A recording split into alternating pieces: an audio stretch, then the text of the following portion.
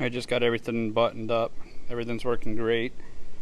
So I have the joystick that I used the red Loctite on that seemed to work pretty well. That wire comes down through the fender, follows the hydraulic lines, and then it comes out here, follows up. I shortened it, and then that comes up into the relay of the diverter. Then all the hoses I had made are the ones that don't have the braided cover, so I kept the original 45s, well not the original, but I had them clamp new 45s on there. That goes to 90s on the diverter. Then I've got 90s here that come over the top all the way down and around, and that goes into that clamping block that you saw at the end of the video. And then those hoses that go to the Grapple off, and they terminate to 290s.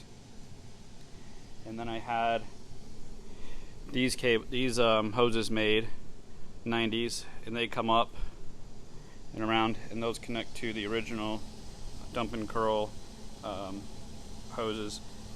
So that's really what I had made, is 8 hoses, and that's how everything's plumbed and ran. Summarize everything that I've done. Put the joystick on, 8 hoses custom made, and then the CT attachment grapple. I chose the CT attachment grapple because it was in stock and for $1,500, and it weighs like 195 pounds. Really good deal. I got it within 4 days of ordering it.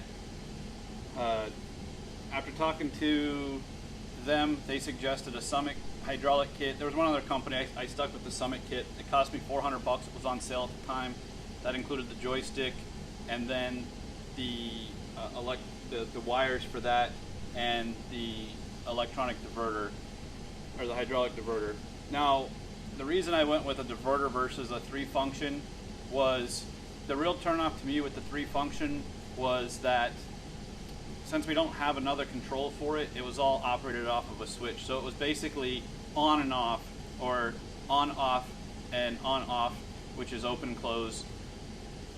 And when you would turn it on, it would immediately clamp down,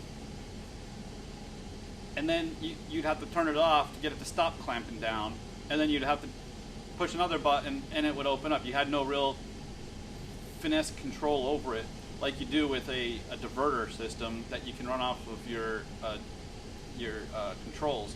So now you can push a button and you can gently clamp down if you need to, gently open if you need to, and that's what it really made me choose between a 3rd function or just a diverter, and that's why I chose the diverter.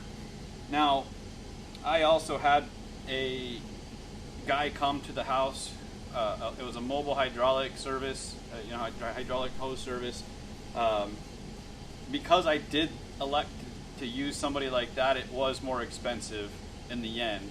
I could have gone to the shop. I could have got straight end fittings that just plugged in off of right angle fittings, and it probably would have been pretty inexpensive. I could have measured the hoses and got it just done. And because I got the hoses made with the 90-degree fittings and the 45s and made it pretty Gucci, it was a little bit more money. These fittings aren't cheap.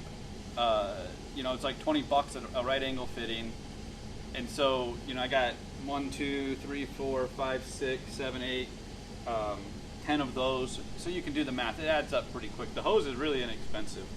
The other thing that I learned, that even if I wanted to have these 90-degree clamps put on, I wouldn't have been able to have it done at the store because they have to be indexed, and I guess that's just because of the way that the hoses are manufactured.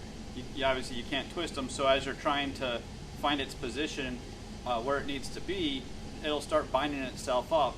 So by having the guy here, he's able to put it in, mark his spot, go out, clamp it down, put it at the next spot, plug it in, index it, and then go back out and clamp it down. So it took a little bit more time, about 3.5 hours of him making the hose and making sure everything fit perfectly right for me. But now I've got what looks like something that would come from the factory and not just a kit that was put together. So you could probably do it for about the same price as other kits. I don't think that I saved any money. I'm probably pretty much even with it. And that's just because this joystick, if you wanted to add it to any other kit, it's 150 bucks just for that. So if you want that and not just something that's attached to the side lever bar, then that's the way to go. Other than that, I'm pretty happy with it. I'll get a video of it operating outside once I get time and show you how the CT attachment works. That top piston works pretty fast. At full dump, when it closes, it closes fast. So I'm glad that I have that small adjustments that I can do now with just the lever and not just a third function on-off switch. So if you have any questions, leave them in the comments. I'll try to answer them.